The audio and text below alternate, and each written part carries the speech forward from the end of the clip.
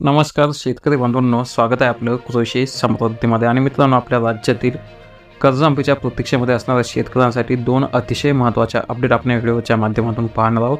आणि दोन्ही अतिशय महत्त्वाच्या अपडेट आहेत, कारण की जे काय आपले शेतकरी आहेत कर्जमाफीकडे आस लावून बसलेले आहेत.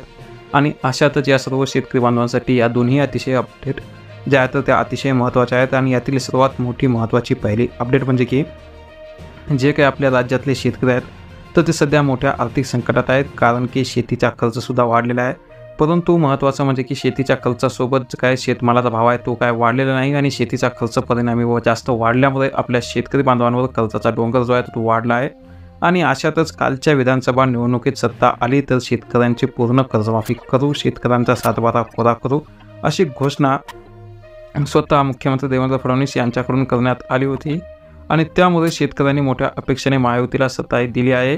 आणि आता माननीय देवेंद्रजी आता मुख्यमंत्रीसुद्धा झालेले आहेत. आणि त्यामुळे आता त्यांनी दिलेल्या शब्दाप्रमाणे कर्जमाफी जी आहे तर ती पूर्ण कर्जमाफी जाहीर करावी अशी मागणी नामदार माननीय मुख्यमंत्री देवेंद्रजी फडणवीस यांच्याकडे तहसीलदार राजेश जाधव यांच्यामार्फत शेतकरी संघटनेचे शिवशंकर पाटील कलमकर यांनी आज दिनांक 3 मार्च रोजी निवेदनातून केली आहे. आणि दिलेल्या शब्दाप्रमाणे 3 मार्चपासून सुरू झालेल्या अर्थसंकल्पीय अधिवेशनात चालू व थकीत शेतकऱ्यांची पूर्ण कर्जमाफी करावी. आणि दरवेळी थकीत शेतकऱ्यांची कर्जमाफी होते आणि त्यामुळे आता चालू शेतकऱ्यांवर अन्याय होतोय. आणि कर्जमाफी झाली तर शेतकऱ्यांच्या डोक्यावरचा कर्जाचा डोंगर जो आहे तो कमी होईल आणि शेतकऱ्यांना मोकळा श्वास घेता येईल. आणि त्यामुळे सरकारने दिलेल्या शब्दाप्रमाणे कर्जमाफी केली नाही तर शेतकरी सरकारच्या शब्दावर विश्वास ठेवणार नाहीत आणि भविष्यात शेतकरी कर्जमाफीसाठी रस्त्यावर येतील. आणि म्हणून सरकारने दिलेल्या शब्दाप्रमाणे पूर्ण कर्जमाफी जाहीर करावी असा इशारा या निवेदनामध्ये देण्यात आलेला आहे.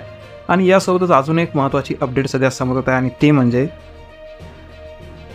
आज दिनांक 3 मार्च रोजी आलेली कर्जमाफी संदर्भातली दुसरी अतिशय महत्त्वाची अपडेट आहे. कारण की आजच क्रांतिकारी शेतकरी संघटनेची पहिली राज्य कार्यकारिणीची बैठक जी आहे तर ती सोमवारी आज पुण्यामध्ये पार पडलेली आहे. आणि यावेळी रविकांत तुपकर यांनी आपल्या राज्य सरकारला अल्टिमेट हा दिला आहे. आणि तो म्हणजे की त्या 18 मार्चपर्यंत शेतकरी कर्जमाफीची घोषणा करा, अन्यथा दिनांक 19 मार्च रोजी मुंबई येथे आंदोलनाचा बॉम्ब टाकू असा इशारा त्यांनी सरकारला दिला आहे.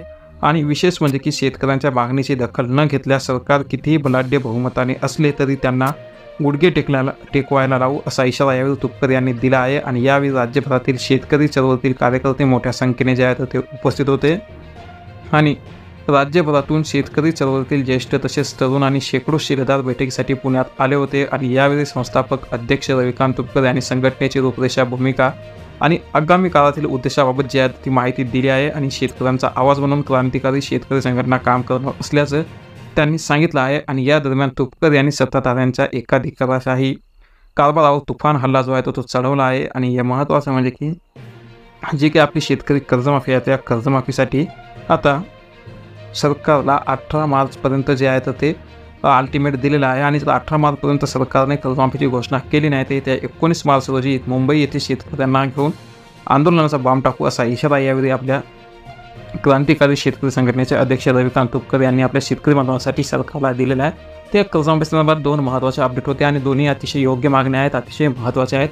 तर नेमकं सरकार कर्जमाफी कधी करेल, या अधिवेशनामध्ये कर्जमाफी संदर्भात घोषणा होईल का, याबद्दल आपलं काय मत आहे नक्की कमेंटमध्ये सांगा. त्यासोबतच चॅनलवर नवीन असाल, कर्जमाफीच्या प्रतीक्षेमध्ये असाल तर या संदर्भात अपडेट जे आहे तर ते आपण नेहमी वेळोवेळी पाहत असतो. त्यामुळे चॅनलला नक्की सबस्क्राईब करा. धन्यवाद.